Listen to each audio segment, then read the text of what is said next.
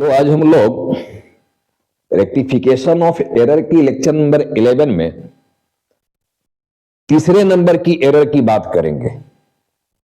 तीसरे नंबर की एरर की बात करेंगे का मतलब, जैसे एरर का टाइप समझाया गया था कि there are 4 types of error: error of omission, error of commission, error of principle and compensating errors. मैं अभी तक जितना भी लेक्चर बनाया, अभी तक का जो लेक्चर आया है लेक्चर नंबर 10 तक, उसमें केवल 2 एरर के बारे में डिस्कशन किया गया है। एरर ऑफ ओमिशन, चाहे वो कंप्लीट ओमिशन हो या पार्शियल ओमिशन हो। और सेकंड मैंने डिस्कशन किया एरर ऑफ कमीशन को लेकर कि एरर ऑफ कमीशन का मतलब क्या होता है और वैसे एरर को कैसे रेक्टिफाई किया जाता है, कैसे सुधारा जाता है।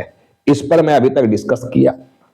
देखो, आज का स्पेशल जो टॉपिक है, आज का जो स्पेशल लेक्चर है, वो तीसरे नंबर का एरर यानी एरर ऑफ प्रिंसिपल से रिलेटेड है, उस पर बेस्ड है। हमारा जो भी आज का वीडियो बन रहा है, जो भी आज मैं क्वेश्चंस लिया हुआ हूं, ट्रांजैक्शन लिया हुआ हूं, वो एरर ऑफ प्रिंसिपल, ठीक है, नियम कानून संबंधी उल्लंघन किया गया है।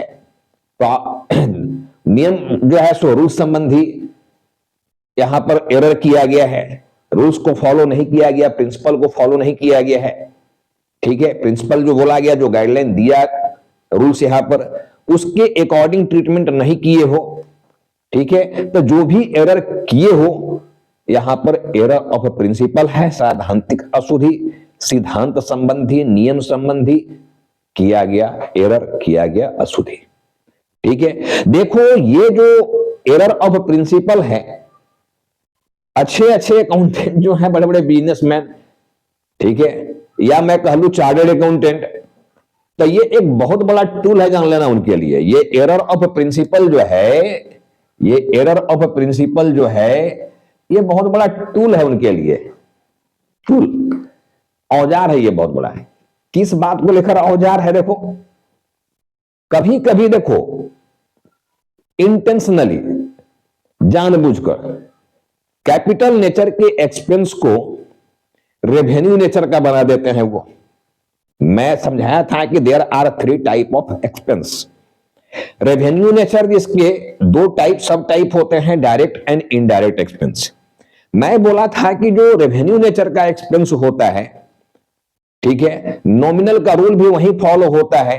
कैपिटल नेचर के एक्सपेंस के लिए नॉमिनल का रूल को फॉलो करने की जरूरत नहीं है, फॉलो होता भी नहीं है, रखना, ठीक है ना। हालांकि नॉमिनल जरूर लिख दिया, debit all expenses, debit all expenses नहीं करना हम लोगों को, ठीक है। अब वो क्या सोचकर लिखे हैं वो जाने, लेकिन रेवेन्यू एक्सपेंस रियल में एक्सपेंस होता है, उसी को एक्सपेंस बोला जाता है। ट्रेडिंग गुड्स पर होने वाला एक्सपेंस को मैं बोला था कि रेवेन्यू नेचर के एक्सपेंस होते हैं। ट्रेडिंग नेचर का गुड्स, जिस गुड्स को बेचने के पर्पज से खरीदा किया, उस पर अगर कोई एक्सपेंस कर रहे हो तो वो रेवेन्यू नेचर का एक्सपेंस है, और उसी एक्सपेंस को डेबिट किया जाता है, और उसी एक्सपेंस को ट्रेडिंग एंड पीएनएल अकाउंट में भेजा जाता है। ट्रेडिंग नेचर का एक्सपेंस है तो रेवेन्यू नेचर का एक्सपेंस है तो वो ट्रेडिंग अकाउंट के डेबिट साइड में चला जाएगा, और इनडायरेक्ट नेचर का अगर एक्सपेंस है तो वो पीएनएल अकाउंट में चला जाता है, डेबिट साइड में, ठीक है ना। डायरेक्ट नेचर का एक्सपेंस है, डायरेक्ट नेचर तो ट्रेडिंग अकाउंट में जाना है, इनडायरेक्ट नेचर का है तो पीएनएल अकाउंट में जाना है। तो ये तो रेवेन्यू एक्सपेंस के ट्रीटमेंट होते हैं। लेकिन कैपिटल एक्सपेंस मैं समझा चुका हूं कि यूजिंग गुड्स पर किया जाने वाला एक्सपेंस, ठीक है, यूजिंग गुड्स पर किया जाने वाला एक्सपेंस, क्या कभी भी जब चाहो तब यूजिंग गुड्स पर एक्सपेंस हम अगर कर रहे हैं तो सब के सब कैपिटल नेचर का एक्सपेंस हो जाएगा? नहीं। मैं समझाया था कि जो भी यूजिंग नेचर का गुड्स होते हैं, रेडी टू यूज वहां तक उस प्रोडक्ट को लाने में, प्रोडक्ट को पहुंचाने में जितना भी एक्सपेंस होता है वो कैपिटल नेचर का एक्सपेंस है। देखो, कैपिटल नेचर और रेवेन्यू नेचर एक्सपेंस हम लोग बोलने के लिए बोल तो दे रहे हैं, बट उसको साधारण रूप में आप नहीं ले सकते हो। बहुत ही मेजर टॉपिक है ये, इसलिए इस पर एक सेपरेट चैप्टर अकाउंट्स में आया हुआ है, ठीक है ना। कैपिटल एंड रेवेन्यू एक्सपेंस को कैसे पहचाना जाए, ठीक है, इसके लिए एक सेपरेट चैप्टर है, जान लेना। सीए फाउंडेशन करने जाओगे, सीएस फाउंडेशन में जाओगे, सीएमए फाउंडेशन में जाओगे, वो चैप्टर्स है वहां। ठीक है, तो मैं बोला कि इंटेंशनली देखो, कैपिटल नेचर का एक्सपेंस मैं पहचानने सिखाया था कि गुड्स के जो टाइप्स होते हैं, दो types, trading nature goods and using nature goods, उसी से हम लोग उसको पहचान रहे थे कि डायरेक्ट और रेवेन्यू एक्सपेंस और कैपिटल एक्सपेंस को कैसे पहचाना जाए।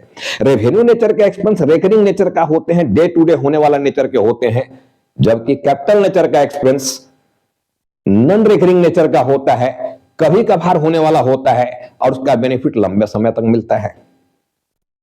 ठीक है ना। वैसे देखो, कैपिटल नेचर के जो भी एक्सपेंस हैं वो बैलेंस शीट में जाते हैं, न रियल में वो एसेट्स है, देख लेना, फिक्स्ड एसेट्स जैसे plant and machinery, land and building, furniture and fixtures, loose tools, patent right, copyright, trademark, ये सारे के सारे भी एक्सपेंस है, उसको हम लोग एसेट्स बोलते हैं। जितने भी कैपिटल नेचर के एक्सपेंस है उसको एसेट्स बोला जाता है और वो बैलेंस शीट के एसेट साइड में चला जाता है। और जितने भी रेवेन्यू नेचर के एक्सपेंस होते हैं वो एक्सपेंस ही रियल में होते हैं, इसलिए वो ट्रेडिंग पिनल में चले जाते हैं और ट्रेडिंग पिनल से फाइनली हम लोग नेट प्रॉफिट या नेट लॉस निकालते हैं और बैलेंस शीट से फाइनेंशियल पोजीशन पता किया जाता है बिजनेस का। तो कैपिटल नेचर के एक्सपेंस जो होते हैं वो एसेट साइड में चले जाते हैं। अब कैपिटल नेचर के एक्सपेंस को मार्केट से ऑफिस तक लाने में या रेडी टू यूज उसको करने में अगर कोई एक्सपेंस किए हो तो उसको भी उसी एसेट्स में ऐड कर देना है। ये ट्रीटमेंट पहले समझना होगा कि कैपिटल नेचर का जो एक्सपेंस होता है उसको कैपिटलाइज किया जाता है। Capital nature expense should be capitalized, ठीक है, should be capitalized, that is it should be added with value of asset, never it should be disclosed in trading और पीएनएल अकाउंट, वहां नहीं भेजा जाना है। बैलेंस शीट में ये जाएगा, कैपिटलाइज हो जाएगा, एसेट्स की वैल्यू में जोड़ दिया जाएगा। ये सही ट्रीटमेंट होता है। देखो, तो कभी कभी इंटेंशनली क्या करते हैं प्रोफेशनल लोग, प्रॉफिट एंड लॉस को मैनिपुलेट करने के लिए, इनकम टैक्स की चोरी करने के लिए जानबूझकर क्या करते हैं कि कैपिटल नेचर के एक्सपेंस को रेवेन्यू नेचर बना देते हैं, यानी ट्रेडिंग पीएनएल में भेज देते हैं। ठीक है, और वो कभी कभी डाइजेस्ट हो भी जाता है, जान लेना है टैक्स डिपार्टमेंट को भी, अगर वो गहराई से उस चीज को नहीं देखा तो। क्योंकि तुम्हारी भी जानकारी में है भाई, जो फाइनल अकाउंट में पढ़ाया हूं कि वेजेज मतलब ट्रेडिंग अकाउंट में जाता है, डायरेक्ट नेचर का एक्सपेंस है, कैरेज डायरेक्ट नेचर का एक्सपेंस है, ट्रेडिंग में जाता है, फ्रेट ट्रेडिंग अकाउंट में जाता है, डायरेक्ट नेचर का एक्सपेंस है। तो अभी तक तो मैक्सिमम स्टूडेंट यही जानते हो और धड़ल्ले से वहां भेज देते हो, ट्रायल बैलेंस में वेजेज दिया हुआ है, कैरेज दिया हुआ है, फ्रेट दिया हुआ है, तो धड़ल्ले से क्या करते हो, ट्रेडिंग अकाउंट में भेज देते हो। अगर एडजस्टमेंट में कुछ अलग से बात नहीं लिखा गया हो तो धड़ल्ले से भेजना भी चाहिए। लेकिन अगर कोई एडिशनल इंफॉर्मेशन लिख दिया गया है कि भैया ये जो हमारा फ्रेट आया है, ये जो हमारा कैरेज आया है, कैरिंग कॉस्ट, ये जो वेजेज है, ये यूजिंग गुड्स पर किया गया है, ट्रेडिंग गुड्स पर नहीं, अगर ऐसा लिख दिया गया एडिशनल इंफॉर्मेशन में, मतलब कि वो कैपिटल नेचर का एक्सपेंस है, फिर तो वो ट्रेडिंग पीनल में जाएगा ही नहीं, उसको तो बैलेंस शीट में जाना है, वहां जाके कैपिटलाइज हो जाना है, एसेट्स की वैल्यू में जुड़ जाना है। लेकिन जानबूझकर क्या किया, भेज दिया ट्रेडिंग अकाउंट में। अब ट्रेडिंग अकाउंट में भेज के वहां एक्सपेंस को क्या कर दिया, बढ़ा दिया।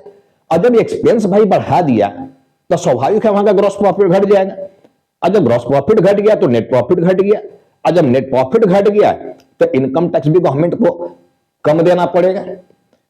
ठीक है, तो ये जानबूझकर ऐसा मैनिपुलेट कर दिया जाता है, देखो, प्रोफेशनल्स के द्वारा। और अगर कहीं इनकम टैक्स डिपार्टमेंट के ऑफिसर भी आईटीओ, ठीक है, अगर वो एक्सपीरियंस होल्डर हैं, वो भी अगर एक्सपीरियंस होल्डर हैं और बात को पकड़ लेते हैं तो फट से नोटिस भेजेंगे। हालांकि जो न्यूली होते हैं, देखो, इनकम टैक्स वाले लोग, इनकम टैक्स कमिश्नर हो गए, आईटीओ हो गए, अरे भाई तो जनरल कंपटीशन से न जाते हो जी, आईटीओ जो बनते हो इनकम टैक्स ऑफिसर, वो तो एसएससी क्वालिफाई करके भी चल जाते हो। तो आर्ट्स वाले भी चले जाएंगे, साइंस वाले भी चले जाएंगे, कॉमर्स वाले भी चले जाएंगे, और 11 महीना का जाकर देहरादून में या जहां भी है वहां ट्रेनिंग लोगे और आके इनकम टैक्स डिपार्टमेंट ज्वाइन कर लोगे। तो एक सीए भैया इतना रगड़ के सीए बना है, 4 साल 5 साल का समय देके सीए बना है, और आप आर्ट्स वाले भी साइंस वाले भी जाके आईटीओ बन गए हो, ठीक है, और 11 महीना का ट्रेनिंग लिए हो, तो मुकाबला सीए से कहां कर लोगे जल्दी। हाँ, धीरे धीरे आप भी एक्सपीरियंस होल्डर हो जाओगे, बट तुरंत तो नहीं हो पाओगे। तो देखो कितना बड़ा हथियार ये लोग यूज कर लिया इसको, हथियार के रूप में, टूल्स के रूप में, एरर ऑफ प्रिंसिपल को। ठीक है ना, जाना था बैलेंस शीट में, भेज रहा है जानबूझ के ट्रेडिंग में। और भैया क्या होगा अगर इनकम टैक्स डिपार्टमेंट पकड़ लिया तो क्या करेगा? फांसी थोड़े दे देगा यार, नोटिस भेजेगा कि भैया आपको देखो यहां पर ये गलत किए हो। अब हमको बुलाया जाएगा, जाएंगे तो हम बोलेंगे भाई हाँ ठीक है, स्लिप ऑफ माइंड है, स्लिप ऑफ पेन है, ठीक है, गलती से ऐसा हो गया, एरर है, ये फ्रॉड थोड़ी है, ये फ्रॉड नहीं। जबकि फ्रॉड किए हो, होश आमास में जानबूझकर ऐसा किए हो, लेकिन ये एरर के रूप में कंसीडर कर लिया जाता है इनकम टैक्स डिपार्टमेंट के द्वारा भी। ठीक है, तो अगर ऐसा किए हो, नेट प्रॉफिट घटा दिए हो, तो इनकम टैक्स डिपार्टमेंट क्या करेगा? नेट प्रॉफिट को बढ़ा देगा कि भाई ये एक्सपेंस आप बैलेंस शीट में भेजो, ट्रेडिंग पैनल में नहीं जाएगा। और सरकार का जो रेवेन्यू मार्क किए हो, यहां पर टैक्स कम दिए हो, उतना टैक्स और भर दो गवर्नमेंट को, और आप भी भर के पाला झाड़ लेना पकड़ में आ गया तो। और नहीं पकड़ में आ गया तो भले भले है, ठीक है, मजा लेते रहना, ये करना है। समझ गए ना बात को? तो ये साधारण रूप में एरर ऑफ प्रिंसिपल को नहीं लेना है, ये प्रैक्टिकल लाइफ में ऐसा होता है, टूल के रूप में इसको यूज किया जाता है, जान लेना। रेवेन्यू एक्सपेंस को कैपिटल नेचर के बना देना, कैपिटल नेचर के रेवेन्यू नेचर को बना देना। अब कहोगे रेवेन्यू नेचर के सर कैपिटल नेचर क्यों बना देंगे? अगर रेवेन्यू नेचर के एक्सपेंस को बैलेंस शीट में भेज दे रहा है तब तो नेट प्रॉफिट बढ़ जाएगा। हाँ होता है ऐसा, विंडो ड्रेसिंग किया जा रहा है, फाइनल अकाउंट में ट्रेडिंग पिनल को, प्रॉफिट को विंडो ड्रेसिंग कर दिया। क्यों? कभी कभी बैंक से कर्जा लेना है बिजनेसमैन को करोड़ों रुपया, अब खटारा तुम दिखाओगे अपना प्रॉफिट को, बैलेंस शीट को, ठीक है, बिजनेस की पोजीशन को, तब कोई बैंक पूछेगा जी? लेकिन प्रॉफिट को बढ़ा के दिखाओगे तो बैंक भी देखेगा नहीं बिजनेस बहुत साउंड है, भले उस ईयर में तुमको इनकम टैक्स ज्यादा देना पड़ जाएगा कुछ, ठीक है, लेकिन फाइनेंस हो जाएगा लोन। तो बहुत तरह के विंडो ड्रेसिंग प्रैक्टिकल लाइफ में किए जाते हैं, जान लेना। ठीक है, चलो हम लोग फटाफट आंसर की ओर आते हैं, फिर ये सब के चक्कर में देखो वीडियो बड़ा होने लगता है। देखो पहला एरर किया गया है, paid wages for construction of office. Office का कंस्ट्रक्शन कर रहा हो तो रेडी टू यूज तो नहीं हुआ था ऑफिस, अभी कंस्ट्रक्शन में चल रहा है। अब उसमें कोई वेजेज पेमेंट किए हो तो बताइए, एक्सपेंस तो है लेकिन किस नेचर का एक्सपेंस है, ये पहचानना पड़ेगा, तभी समाधान कर पाओगे, तभी रेक्टिफाई कर पाओगे, अदरवाइज प्रॉब्लम क्रिएट हो जाएगा, जान लेना। ठीक है, तो ये कंस्ट्रक्शन भी हो रहा है ऑफिस का और उसमें वेजेज तुम्हारा लगा हुआ है, बताओ ये ऑफिस रेडी टू यूज हो गया है क्या? रहने लगे क्या उसमें? रहने के बाद कोई वेजेज दिया हो क्या? नहीं, कंस्ट्रक्शन हो रहा है, वेजेज दिए हो, तो सीधा सीधा कैपिटल नेचर का एक्सपेंस है भाई, ये तो कैपिटलाइज होना चाहिए, यानी ऑफिस जो यहां पर आया हुआ है, ठीक है, इसमें ऐड हो जाना चाहिए, कंस्ट्रक्शन ऑफ ऑफिस है, देखो wages for the construction of office. Construction का मतलब क्या? बिल्डिंग बना रहे हो, यही ना किया जा रहा है, ठीक है। Paid wages for construction of office, that is building, ये बना रहे हो, तो बिल्डिंग का कॉस्ट ना बढ़ जाएगा जी। तो हम लोगों को एंट्री करना क्या चाहिए था और कर क्या दिए हो? कर दिए हो wages account debit to cash, wages account debit to cash, ठीक है, ये कर दिए हो, ये किए हो, लेकिन होना क्या चाहिए था यहां पर? Building account debit to cash, building account debit to cash, ये होना चाहिए बिल्डिंग टू कैश, लेकिन कर क्या दिया? Wages to cash. अब सीधा सीधा सुधारना है, देखो कैश में गलती नहीं की हो, कैश यहां भी क्रेडिट में है, सही एंट्री जो गलत किया वहां भी कैश क्रेडिट में है और सही एंट्री में भी देखो कैश क्रेडिट में है। कैश में कोई गलती नहीं की है, कैश तो क्रेडिट होना ही था, पैसा तो गया है तो कैश तो क्रेडिट होना था, लेकिन डेबिट में हम लोग गलत किए, वेजेस को डेबिट कर दिया, जबकि वेजेस डेबिट नहीं होता। मैं बोला था कि जो भी कैपिटल नेचर के एक्सपेंस उसको कैपिटलाइज कर देना है, यानी एसेट्स की वैल्यू में जोड़ देना है, एसेट्स की वैल्यू को बढ़ा देना है। तो एसेट्स की वैल्यू को बढ़ाने के लिए जब एसेट्स डेबिट बैलेंस शो करता है, प्लस बैलेंस शो करता है, तो बढ़ाने के लिए उसी एसेट्स को ना डेबिट करना पड़ता है जी। तो तुम्हारा रियल एंट्री होना चाहिए था building account debit to cash, लेकिन कर दिया wages account debit to cash. तो इस वेजेज को हम लोग को हटाना है, देखो इस वेजेज को हटाना है, तो इस वेजेज को हटाने के लिए हम लोग क्या करेंगे? क्रेडिट करेंगे, इसको बंद हो जाएगा, ये जितना सही डेबिट है फुली क्रेडिट कर दोगे। फिर डेबिट हमको किसको करना होगा? बिल्डिंग को, यानी हमारा जो करेक्शन एंट्री यहां पर होगा ये हो जाएगा building account debit to wages account, amount है हमारा 5000, ठीक है ना। नरेशन लिख लेना बिंग, ठीक है। Capital expenses treated as revenue expenses, ऐसे कर देना है। या पूरी बात बिंग रेवेन्यू एक्सपेंसेस, बिंग क्या की हो, capital expenses, being capital expenses, capital expense treated as revenue expense, revenue expense treat कर लिए हो,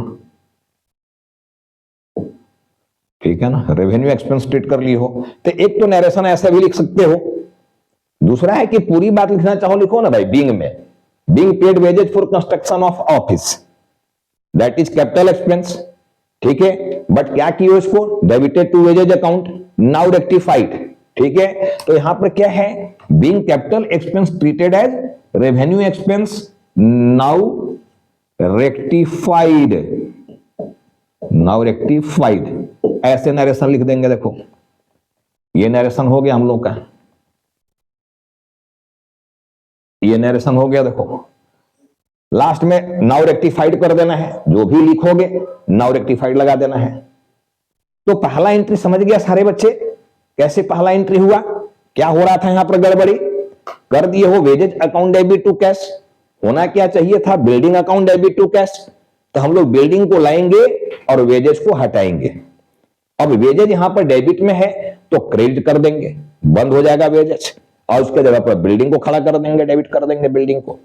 तो ऐसे देखो पहला जो हमारा एरर था उसको रेक्टिफाई कर दिया गया। अब देखो ये सेकेंड वाला जो एरर हमारा है, सेकेंड एरर में क्या हुआ है, देखो paid cartage for newly purchase furniture.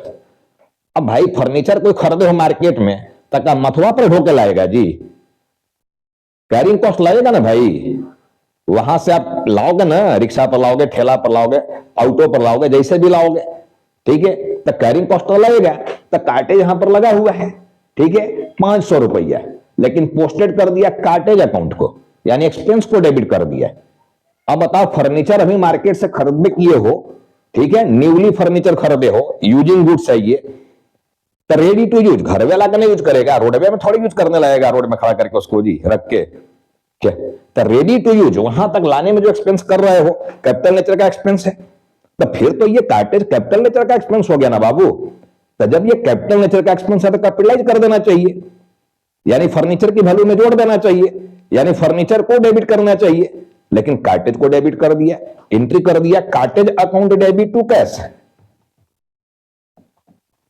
Cartridge account debit to cash, ये एंट्री कर दिया, यानी रेवेन्यू एक्सपेंस बना लिए हो, ठीक है। अब क्यों बनाए हो, इंटेंशनली ऐसा किए हो या गलती से रियल में एरर है, ये तो जो किया वही जानेगा। मैं समझा दिया हूं कि टूल के रूप में बड़ा यूज किया जाता है इसको, ठीक है, और कॉमन है एकदम, जान लो ये यूज होता है, ठीक है ना। तो cartage account debit to cash, जबकि होना चाहिए था furniture account debit to cash, furniture की वैल्यू बढ़ाना चाहिए था हम लोगों को, furniture account debit to cash ये एंट्री होना चाहिए था, करेक्ट एंट्री ये था, लेकिन कर दिया cartage account debit to cash. तो ये कार्टेज को हम लोग को बंद करना है, तो कार्टेज जितना से डेबिट है उतना से क्रेडिट कर दोगे, बंद हो जाएगा ये, और उसके जगह किसको डेबिट करना होगा, फर्नीचर को। तो हमारा आंसर यहां पर क्या आ जाएगा, furniture account debit to cartage account, to cartage account 500, ठीक है ना।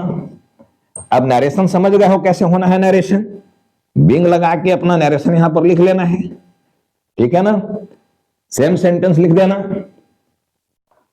या ऊपर जैसे लिखा गया वैसे लिख सकते हो कि being capital expenses treated as revenue expenses, same case है, ठीक है। या पूरी बात लिखना चाहो पूरी बात लिख लेना, paid cartage for newly purchase furniture, ठीक है, but wrongly debited to cartage account instead of furniture account, now rectified, ऐसे भी लिख लेंगे, ठीक है ना।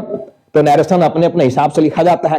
नरेशन का मतलब क्या है? अरे भाई क्लैरिफिकेशन, कि जो एंट्री कर रहा है उसको क्लियर करो कि किस चीज का एंट्री है ये, बस इसी को तो नरेशन कहा जा रहा है।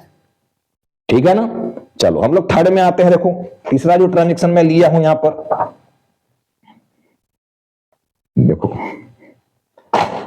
तो नरेशन लिख लेना। नरेशन मैं नहीं लिख रहा हूं। देखो ये पहला नंबर हो गया, दूसरा नंबर हो गया, तीसरे नंबर में आ रहा हूं मैं। देखो paid 5,000 rupees for the installation of machinery debited to wages account. फिर वही भूल किए हो। इंस्टॉलेशन का मतलब क्या है? अगर मान लो कोई मशीनरी लाए हो, ठीक है, जैसे जनरेटर लाए हो, मान लो भी एक मशीनरी में ही यूज किया जाता है। अब जनरेटर में 2 चक्का लगा रहता है, या 4 चक्का वाला है तो 4 चक्का लगा रहता है। ठीक है, अब मान लो जनरेटर को बिना कहीं इंस्टॉल किए हुए अब हैंडल मार देगा तो चक्का सही तो नाचने लगेगा, इधर उधर भागने लगेगा ना जी। इंस्टॉल किया कहां उसको? क्या चलो ये एक फनी बात हुआ, लेकिन कोई भी मशीनरी है, जमीन खुदाई किया जाता है, सीमेंट लगाया जाता है, छड़ लगाया जाता है, गिट्टी लगाया, इंस्टॉल किया जाता है उसको, और इंस्टॉल करने में कुछ खर्चा आता है। तो भाई इंस्टॉल करोगे तब ना रेडी टू यूज होगा जी। जब इंस्टॉल नहीं करेंगे तो उसको यूज कैसे कर दोगे? पहले तो इंस्टॉल करना होगा। जहां लगाने के लिए उसको लाए हो, जहां उसका स्पेस है वहां पर उसको पूरा इंस्टॉल करवाएंगे, पूरा सेट करवाएंगे। तो वहां तक करवाने में जो एक्सपेंस कर रहे हो, ठीक है, वो तो कैपिटल नेचर का एक्सपेंस है। अब इंस्टॉलेशन के बाद अगर थोड़ा बहुत कुछ खराबी आने लगा उसमें, और फिर उसके मेंटेनेंस के नाम पर कुछ खर्चा कर रहे हो उसी यूजिंग गुड्स पर, तो वो रेवेन्यू नेचर का एक्सपेंस हो जाएगा। बड़ा ध्यान से पहचानना है एक्सपेंस को। बड़े बच्चे कंफ्यूज होते हैं इसमें, ठीक है, ठीक से पहचान नहीं पाते हैं। इसीलिए मैं बोला ये टूल के रूप में बड़ा यूज होता है ये एक्सपेंस। ठीक है ना? ये जो प्रिंसिपल आर ऑफ प्रिंसिपल, समझ गया बात को? ठीक है, तो इंस्टॉलेशन के रूप में अगर कोई एक्सपेंस की हो तो भी कैपिटल नेचर का एक्सपेंस है। अब जिस एसेट्स पर की हो उसी एसेट्स की वैल्यू को बढ़ा देना था, लेकिन ये क्या किया? Debited to wages account. अब बताओ, ये कर दिया wages account debit to cash, wages को डेबिट करके कैश को क्रेडिट कर दिया। अब आप ही लोग बताओ ये सही किया क्या? एक्सपेंस को डेबिट कर रहे हो मतलब रेवेन्यू नेचर मान लिया, फिर तो इसको ट्रेडिंग पैनल में भेज रहे हो जी, और वहां का प्रॉफिट घटा रहे हो क्या? तो मैं सीधा सीधा बोला कि कोई भी कैपिटल नेचर का एक्सपेंस है उसमें एक्सपेंस को डेबिट नहीं किया जाता है, एसेट्स को डेबिट किया जाता है। यानी यहां पर मशीनरी तुम्हारा देखो एसेट है ये मशीनरी, तो मशीनरी की कॉस्ट बढ़ाना था, यानी मशीनरी को हम लोग को डेबिट करना था और टू कैश करना था। ये हमको एंट्री लेना चाहिए था, लेकिन ये एंट्री नहीं लेकर ये एंट्री ले लिया वेजेस टू कैश। अब इस वेजेस को हम लोग हटाएंगे तो जितना से डेबिट उतने से क्रेडिट, यानी फुली क्रेडिट कर देंगे, बंद हो जाएगा वेजेस। लेकिन उसका जगह किसको डेबिट करना पड़ेगा? मशीनरी को। तो मेरा एंट्री क्या बनता है यहां पर? मशीनरी अकाउंट डेबिट और टू वेजेज अकाउंट। देखो ये बन जाता, बिंग लगा के नरेशन लिख लेना है। नरेशन लिखने में सिखा दिया कैसे नरेशन लिखोगे, ठीक है। वेजेज देखो यहाँ 5,000 रुपीज इंस्टॉलेशन में लगा हुआ है, तो ये 5,000 रुपीज से एंट्री आ गया मेरा। देखो ये एंट्री आ गया 5,000 से। तो 3 देखो एरर को हम लोग यहाँ रेक्टिफाई कर लिए, ठीक है ना। 3 एरर को रेक्टिफाई कर लिए, आगे 3 एरर और मेरा बच रहा है। अब देखो इसको मैं यहां से मिटा रहा हूं, यहां से हटा रहा हूं, जगह बना रहा हूं यहां पर फिर से। देखो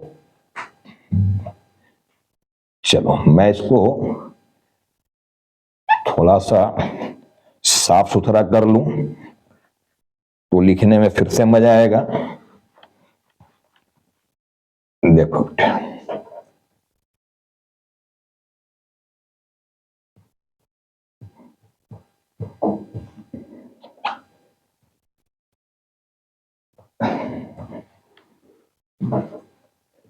चलिए, अब ये मैं आ गया नंबर 4 में। देखो नंबर 4 क्या है? नंबर 4 में देखो गलती, परचेज मशीनरी फॉर ₹10,000। मशीनरी खरीदे हो, was passed through the purchase book, और ब्लेंडर किया हुआ। देखो ये तो और महान है हमारे अकाउंटेंट, इनको ट्रेडिंग गुड्स और यूजिंग गुड्स का फर्क नहीं है कि there are 2 types of goods.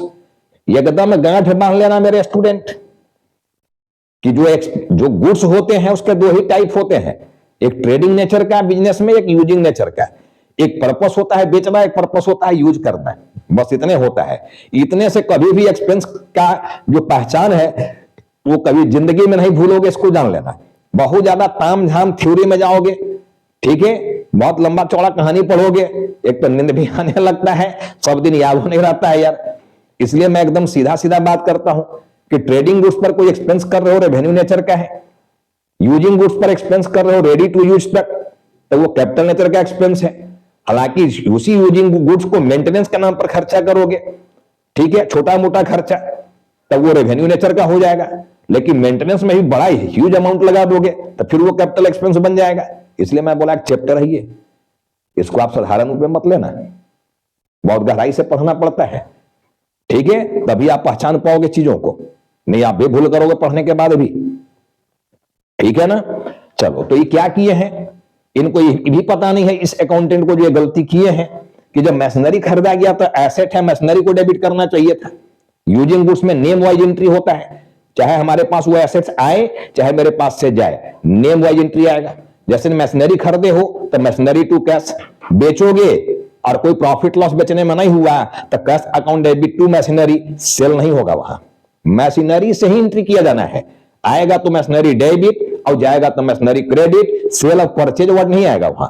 लेकिन ये क्या किए, मशीनरी खरीदे हैं लेकिन परचेज बोलकर एंट्री परचेज बुक में लेके चल गई है। देखो ये सिंपल परचेज मान लिए हैं जबकि खरीदे थे मशीनरी, मशीनरी है। तो इनकी एंट्री होना क्या चाहिए था, खुद समझ सकते हो सभी लोग। अब आप क्या होना चाहिए था और कर क्या दिए, क्या ब्लंडर किए। ये ट्रेडिंग नेचर का गुड्स समझ लिए हैं और एंट्री मार के बैठ गए परचेज अकाउंट डेबिट, ठीक है ना, टू कैश, ये वाला एंट्री मार दिया। ये समझ में आ गया, ट्रेडिंग नेचर का गुड्स, ट्रेडिंग नेचर के गुड्स में वर्ड यूज किया जाता है purchase sales, purchase return, sales return. इस वर्ड को यूज करके एंट्री पास किया जाता है जब गुड्स ट्रेडिंग नेचर का हो। जब गुड्स ट्रेडिंग नेचर का हो तब हम लोग वर्ड यूज करेंगे purchase sales, purchase return, sales return.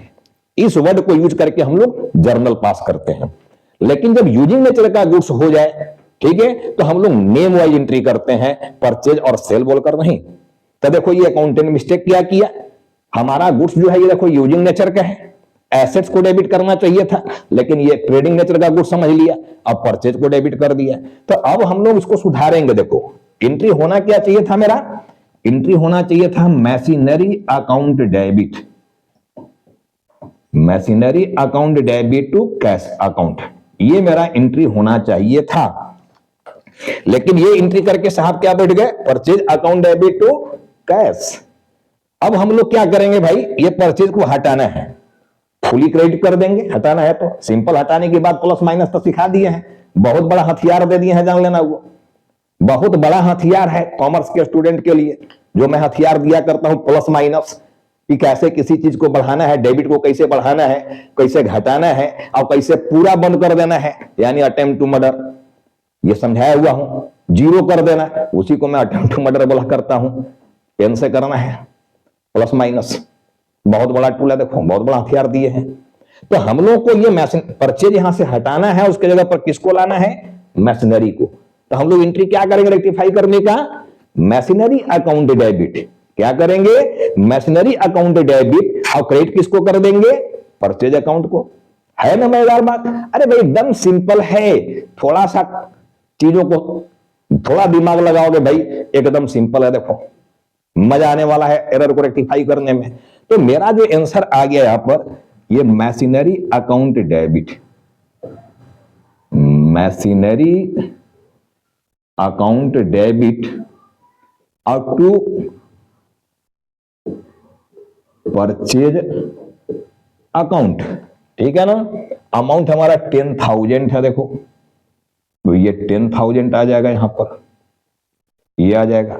फिर बिंग लगाकर यहां पर नरेशन ले लेना है अपना, ठीक है ना। अब देखो नंबर 5, 4 तक हम लोग सुधार कर लिए यहां पर। नंबर 5 में देखो फिर अकाउंटेंट, नया नया अकाउंटेंट बना होगा यार, बहुत सारे ऐसे अकाउंटेंट हमको मिले हुए हैं। जब मैं ऑडिट करता था कंपनी का, तब बहुत सारे ऐसे अकाउंटेंट मिलते थे जिसमें खाली व्हाइटनर मारा रहता था। 50 पेज में पता चला 25-36 पेज में व्हाइटनर मार के बिठा हुआ है। तो भाई उनका रियल का कॉन्सेप्ट नहीं था, जैसे तैसे बना देते थे वो, बस यही खेला यहां भी हुआ है। देखो अब सोल्ड की हो, देखो सोल्ड की हो फर्नीचर 2000 में, was passed through sales book.